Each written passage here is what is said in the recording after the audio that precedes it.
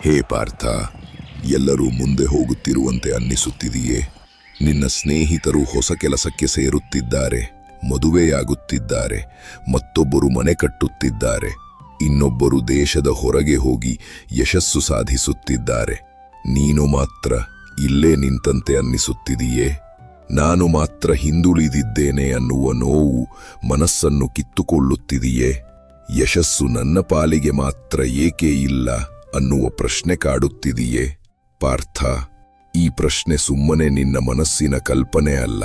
ಪ್ರತಿ ಮಾನವನು ಜೀವನದಲ್ಲಿ ಯಾವುದೋ ಹಂತದಲ್ಲಿ ಇದನ್ನು ಅನುಭವಿಸುತ್ತಾನೆ. ಆ ಸಂದರ್ಭದಲ್ಲಿ ಗೀತೆಯ ಪಾಠಗಳು ದಾರಿ ತೋರಿಸಬಲ್ಲವು. ಪಾಠ 1. ಹೋಲಿಕೆಯೇ ಅಸಮಾಧಾನದ ಬೀಜ. ಧ್ಯಾಯತೋ ವಿಷಯಾನ್ ಪುಂಸಃ ಸಂಗಸ್ತೇಷೂಪಜಾಯತೆ ಸಂಗಾತ್ ಸಂಜಾಯತೆ ಕಾಮಃ ಕಾಮಾತ್ ಕ್ರೋಧೋಭಿಜಾಯತೆ. ಅರ್ಥಾತ್ ನಾವು ಇತರರ ವಿಷಯಗಳಲ್ಲಿ ಮನಸ್ಸು ಹರಿಸಿದಾಗ ಬಂಧನ ಉಂಟಾಗುತ್ತದೆ. ಬಂಧನದಿಂದ ಆಸೆ, ಆಸೆಯಿಂದ ಕ್ರೋಧ, ಕ್ರೋಧದಿಂದ ಮನಸ್ಸು ನಾಶವಾಗುತ್ತದೆ. ಹೀಗಾಗಿ ಹೋಲಿಕೆ ಎಂದರೆ ನಾಶದ ಆರಂಭ ಪಾರ್ಥ. ಈ ಹೋಲಿಕೆ ಕ್ಷಣ ಮಾತ್ರದಲ್ಲಿ ನಮ್ಮ ಸಂತೋಷವನ್ನು ಕಸಿದುಕೊಳ್ಳುತ್ತದೆ. ಅದೇ ಹೋಲಿಕೆ ಮನಸ್ಸಿನಲ್ಲಿ ಅಸಮಾಧಾನದ ಬೀಜವನ್ನು ಬಿತ್ತುತ್ತದೆ. ಪಾರ್ಥ, ನಮ್ಮ ಮನಸ್ಸಿನ ದೊಡ್ಡ ತಪ್ಪೇನು ಗೊತ್ತಾ?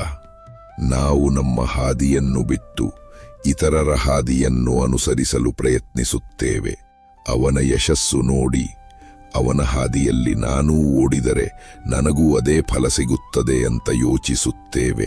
ಅದಕ್ಕೆ ಕೃಷ್ಣನು ಗೀತೆಯಲ್ಲಿ ಸ್ವಧರ್ಮ ಬೋಧಿಸುತ್ತಾನೆ. ಪಾಠ 2.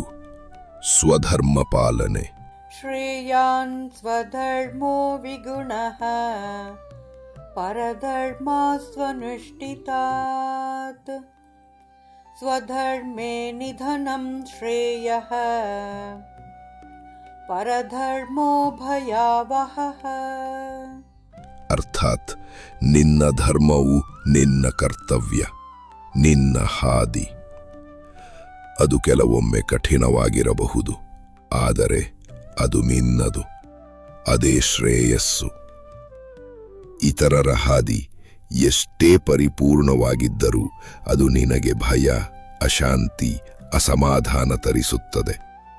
ಮೀನು ನೀರಿನಲ್ಲಿ ಈಜಿದರೆ ಅದ್ಭುತ, ಆದರೆ ಅದು ಹಕ್ಕಿಯಂತೆ ಹಾರಲು ಯತ್ನಿಸಿದರೆ ಅದು ನಾಶವಾಗುತ್ತದೆ. ಮೀನು ತನ್ನನ್ನು ಹಕ್ಕಿಗೆ ಹೋಲಿಸಿ ತಾನು ಹಾರುವುದಿಲ್ಲವಲ್ಲ ಎಂದು ಚಿಂತಿಸುವುದಿಲ್ಲ, ಚಿಂತಿಸಬಾರದು ಕೂಡ. ಅದೇ ರೀತಿಯಲ್ಲಿ ನಿನ್ನ ಸ್ವಭಾವ, ನಿನ್ನ ಶಕ್ತಿ, ನಿನ್ನ ಜೀವನ ಪಥ ನಿನಗಷ್ಟೇ ತಕ್ಕದ್ದು. ಅದನ್ನು ಬಿಟ್ಟು ಇತರರ ಮಾರ್ಗ ಅನುಸರಿಸಿದರೆ ಭಯ, ನೋವು, ನಿರಾಶೆ ಮಾತ್ರ ಸಿಗುತ್ತದೆ. ಪರಧರ್ಮದಲ್ಲಿ ಯಶಸ್ಸು ಸಿಗಬಹುದು, ಆದರೆ ಶಾಂತಿ ಇಲ್ಲ. ಸ್ವಧರ್ಮದಲ್ಲಿ ವಿಫಲವಾದರೂ ಮನಸ್ಸು ತೃಪ್ತ. ಪರರ ಮಾರ್ಗದಲ್ಲಿ ಪ್ರಕಾಶವಿದ್ದರೂ ಅದು ನಿನ್ನ ದಾರಿಯ ಬೆಳಕು ಆಗಲಾರದು. ನಿನ್ನ ದಾರಿ ನೀವೇ ಹುಡುಕಿ ನಡೆಯುವುದು ನಿನ್ನ ಧರ್ಮ ಪಾರ್ಥ. ಕೃಷ್ಣನ ಮಾತು ಬಹಳ ಸರಳ. ನಿನ್ನ ಹಾದಿಯಲ್ಲಿ ನಡೆ, ಇತರರ ಹಾದಿ ನೋಡಬೇಡ. ನಿನ್ನ ದೃಷ್ಟಿ ನಿನ್ನ ಕರ್ಮದ ಮೇಲಷ್ಟೇ ಇರಲಿ. ಪಾಠ 3. ಕರ್ಮ ಮತ್ತು ಫಲ. ಕರ್ಮಣ್ಯೇವಾಧಿಕಾರಸ್ತೆ ಮಾ ಫಲೇಷು ಕದಾಚನ ಮಾ ಕರ್ಮ ಫಲಹೇತುರ್ಭೂ ಮಾ ತೇ ಸಂಗೋಸ್ತ್ವ ಕರ್ಮಣಿ. ಅರ್ಥಾತ್ ನಾವು ಯಾವ ಕೆಲಸ ಮಾಡುತ್ತಿದ್ದರೂ ಅದರ ಫಲದ ಬಗ್ಗೆ ಚಿಂತೆ ಮಾಡದೆ ಆ ಕೆಲಸವನ್ನು ನಿಷ್ಠೆಯಿಂದ ಮಾಡಬೇಕು. ಹೇ ಪಾರ್ಥ, ನಿನ್ನ ಹಕ್ಕು ಕೇವಲ ನಿನ್ನ ಕರ್ಮದ ಮೇಲೆ, ಅದರ ಫಲದ ಮೇಲೆ ಅಲ್ಲ. ಇತರರ ಯಶಸ್ಸನ್ನು ನೋಡಿದಾಗ ಅವನು ದೊಡ್ಡ ಹುದ್ದೆಗೆ ಹೋಗಿದ್ದಾನೆ, ಅವಳು ಎಲ್ಲರಿಗಿಂತ ಹೆಚ್ಚು ಗಳಿಸುತ್ತಿದ್ದಾಳೆ, ಅವನಿಗೆ ಮನೆ, ಅಂತಸ್ತು, ಐಶ್ವರ್ಯ ಸಿಕ್ಕಿದೆ ಎಂದು ನಾವು ಹೋಲಿಸುತ್ತೇವೆ. ಆದರೆ ಆ ಫಲದ ಹಿಂದೆ ಅವನು ಮಾಡಿದ ಶ್ರಮ, ತಾಳ್ಮೆ, ಹೋರಾಟ, ಕಷ್ಟಗಳನ್ನು ನಾವು ನೋಡೋದಿಲ್ಲ. ಪಾರ್ಥ, ಫಲದ ಆಸೆ ಇಟ್ಟು ಕೆಲಸ ಮಾಡಬೇಡ. ಅದೇ ಸಮಯದಲ್ಲಿ ಫಲದ ಭಯದಿಂದ ಕೆಲಸವನ್ನೇ ಮಾಡದೇ ಬಿಡಬೇಡ. ಕರ್ಮ ಮಾಡಿ ಫಲದ ಆಸೆಗೆ ಬಂಧಿಯಾಗಬೇಡ. ನಿಷ್ಠೆಯಿಂದ, ಶ್ರದ್ಧೆಯಿಂದ ಮಾಡಿದ ಕಾರ್ಯ ಯಾವ ಕ್ಷೇತ್ರದಲ್ಲಿದ್ದರೂ ಸೂಕ್ತವಾದ ಫಲವನ್ನು ತರುತ್ತದೆ.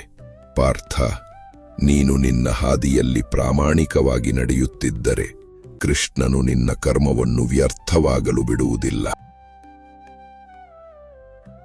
ಪಾಠ 4. ಫಲತ್ಯಾಗ. ಶ್ರೇಯೋ ಹಿ ಜ್ಞಾನಮಭ್ಯಾಸಾತ್ ಜ್ಞಾನಾಧ್ಯಾನಂ ವಿಶಿಷ್ಯತೆ ಧ್ಯಾನಾತ್ ಕರ್ಮಫಲತ್ಯಾಗಾತ್ ತ್ಯಾಗಾತ್ ಶಾಂತಿರನಂತರಂ. ಅರ್ಥಾತ್ ಅಭ್ಯಾಸಕ್ಕಿಂತ ಜ್ಞಾನ ಶ್ರೇಷ್ಠ, ಜ್ಞಾನಕ್ಕಿಂತ ಧ್ಯಾನ ಶ್ರೇಷ್ಠ, ಧ್ಯಾನಕ್ಕಿಂತ ಫಲತ್ಯಾಗ ಶ್ರೇಷ್ಠ. ಫಲತ್ಯಾಗ ಮಾಡಿದಾಗಲೇ ನಿಜವಾದ ಶಾಂತಿ ದೊರೆಯುತ್ತದೆ. ಪಾರ್ಥ, ನಿಜವಾದ ಪ್ರಗತಿ ಎಂದರೆ ಇತರರಿಗಿಂತ ಮುಂದೆ ಹೋಗುವುದು ಅಲ್ಲ. ನಿನ್ನೆ ಸ್ಥಿತಿಗಿಂತ ಇಂದಿನ ನೀನು ಉತ್ತಮವಾಗಿರುವುದೇ ನಿಜವಾದ ಪ್ರಗತಿ. ನಿನ್ನ ಹಾದಿ, ನಿನ್ನ ಕರ್ಮ, ನಿನ್ನ ಪಥ, ಅದರಲ್ಲಿ ಪ್ರಾಮಾಣಿಕತೆ ಇಟ್ಟುಕೊಂಡರೆ ಯಶಸ್ಸು ಸಹಜವಾಗಿ ಬರುತ್ತದೆ. ಪಾರ್ಥ, ಇದನ್ನೇ ಜೀವನದಲ್ಲಿ ಅನುಸರಿಸು. ಇತರರೊಂದಿಗೆ ಹೋಲಿಸದೆ ನಿನ್ನ ಹಾದಿಯಲ್ಲಿ ನಡೆಯು. ಕರ್ಮ ಮಾತ್ರ ನಿನ್ನ ಹಕ್ಕು ಎಂದು ನೆನಪಿಡು. ಫಲವನ್ನು ಕೃಷ್ಣನಿಗೆ ಅರ್ಪಿಸಿದಾಗ ನಿನಗೆ ಶಾಂತಿ ಸಿಗುತ್ತದೆ. ಪಾರ್ಥ, ಎಲ್ಲರೂ ಮುಂದೆ ಹೋಗುತ್ತಿದ್ದಾರೆ, ನಾನು ಮಾತ್ರ ಹಿಂದುಳಿದಿದ್ದೇನೆ ಅನ್ನುವ ಭಾವನೆ ಸಂಪೂರ್ಣ ಮಿಥ್ಯೆ. ಪ್ರತಿಯೊಬ್ಬರಿಗೂ ತಮ್ಮದೇ ಆದ ಹಾದಿ ಇದೆ. ಯಾರಾದರೂ ಬೇಗ ಆರಂಭಿಸುತ್ತಾರೆ, ಬೇಗ ಮುಗಿಸುತ್ತಾರೆ. ಯಾರಾದರೂ ನಿಧಾನವಾಗಿ ಆರಂಭಿಸಿ ದೀರ್ಘಕಾಲ ಯಶಸ್ಸು ಸಾಧಿಸುತ್ತಾರೆ. ಮತ್ತೊಬ್ಬರಿಗೆ ಅನೇಕ ಅಡೆತಡೆಗಳು ಬಂದರೂ ಕೊನೆಯಲ್ಲಿ ಬೆಳಕನ್ನು ತಲುಪುತ್ತಾರೆ. ಜೀವನವೆಂದರೆ ಪಂದ್ಯವಲ್ಲ, ಅದು ಪ್ರಯಾಣ. ಪ್ರಯಾಣದಲ್ಲಿ ಪ್ರತಿಯೊಬ್ಬರಿಗೂ ತಮ್ಮದೇ ಆದ ಸಮಯ, ತಮ್ಮದೇ ಆದ ಪಥ. ಹೀಗಾಗಿ ಇತರರನ್ನು ಹೋಲಿಸುವ ಬದಲು ನಿನ್ನೊಳಗಿನ ಶಕ್ತಿಯನ್ನು ಅರಿತುಕೊಳ್ಳು. ನಿನ್ನ ಹಾದಿಯಲ್ಲಿ ಪ್ರಾಮಾಣಿಕವಾಗಿ ನಡೆ. ಅಲ್ಲಿ ಕೃಷ್ಣನೇ ನಿನ್ನನ್ನು ಮುನ್ನಡೆಸುತ್ತಾನೆ. ಇದು ಭಗವದ್ಗೀತೆಯ ನಿಜವಾದ ಸಂದೇಶ.